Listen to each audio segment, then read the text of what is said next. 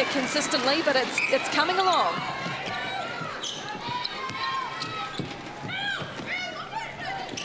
Can they extend this margin even further? Push it out a little bit. Still having to work hard though, the Magic, and the Fever get the reward on this occasion.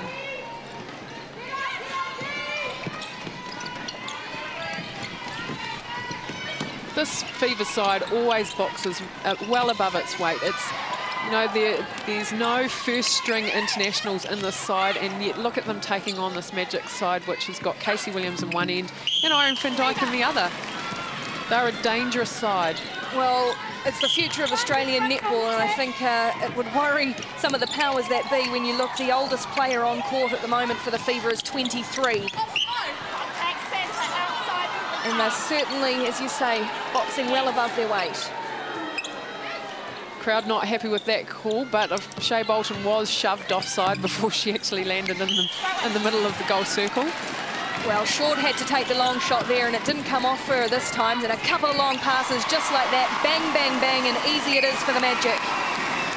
The Magic crowd will be wondering why they haven't seen more of that in this game.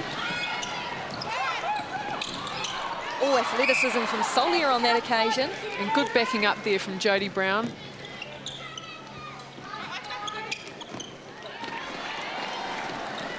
Better positioning there from the Magic shooters. Finally, a smile from Irene Van Dyke.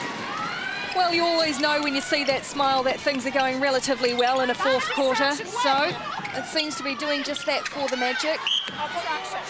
But some lovely ball movement there from the West Coast Fever.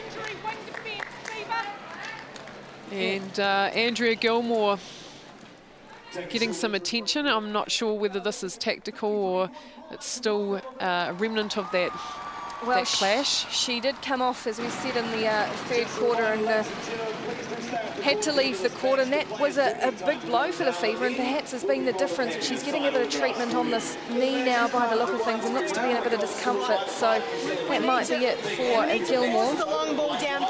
Yes, we look as the bib is being taken off. So the Magic got a good run coming up.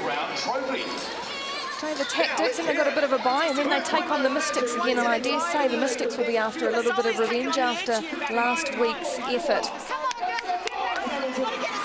They're ready to go, the Magic, just waiting for an opposition team, and we have seen a couple of changes there. Josie Jans has come on at goal defence.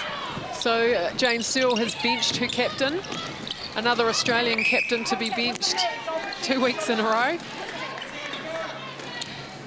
And Joanna Curran has gone across to wing defence. So obviously Beckett, they didn't want to put Beckett back on and let Frances Solier run away with the ball again. So it's Gilmore that's gone off the court. So Jans has come on to goal defence and Curran's moved to a wing defence. What can the Fever do with that combination with 4 minutes to play? Can they stem the tide a little bit? And that's another nice ball into Bassett. She did well. Lovely hold from Bassett, nice and high at the top of the circle. So she had all that space behind her to go into. And they've got the pass as well. But they've thrown it away. No, they haven't. That's great work from Maddie Brown. So far, she has been an outstanding player in this match. Look at her, yelling at her team. She still thinks they're in this. Well, they're only 7 behind with 3 minutes to go. Oh, and Jans picks up the scraps of a loose pass from Brown. Oh, and the umpires needing to play advantage on that occasion, taking it right back into the goal circle. And this is what tends to happen. Well, the Fever had made the play. They had the advantage. The umpire calls it back, and they've thrown it away. And so that must be so frustrating for a team like the Fever. They've done the hard work. And here we go. But the umpire fairy comes and saves the day. Turns it over. I think they call that karma. And there is Bassett. Good quick hands from Bolton to Bassett. So the Fever still well in this. Yeah, 6 with 2 minutes 40. They've rallied well, the Fever. That looked like blowing out that lead. Was at 9. And Josie Jans is a great impact player. She came on last week and played outstandingly against the Vixens. Yes, another young up-and-comer, 22. They'd scored the last 5, the Fever, but Irene van Dijk breaks that scoring run.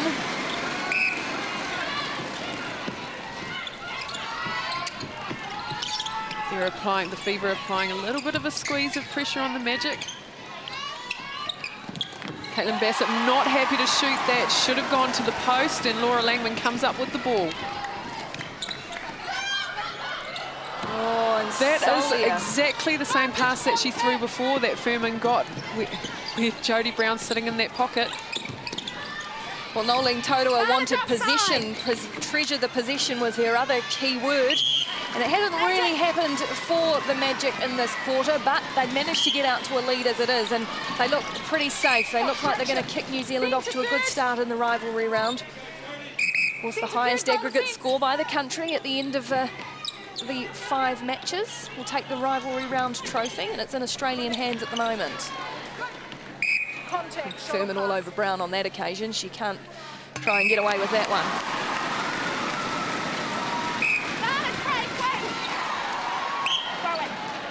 Laura Langman making life difficult there for Madison Brown.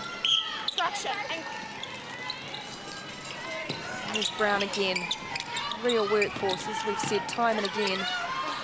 Absolute star of the future, Maddie Brown. Contact landing, goal counts. The goal does count. So they got it back to 5 for Fever, just under a minute to play now. And the Magic crowd roaring their team home. They see the chant goes up. Contact with the body.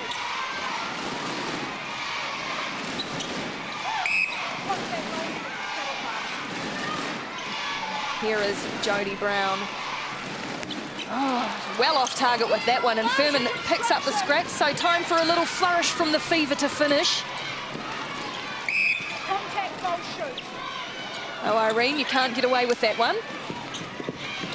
Trying to slow the ball up, stop them from getting this goal.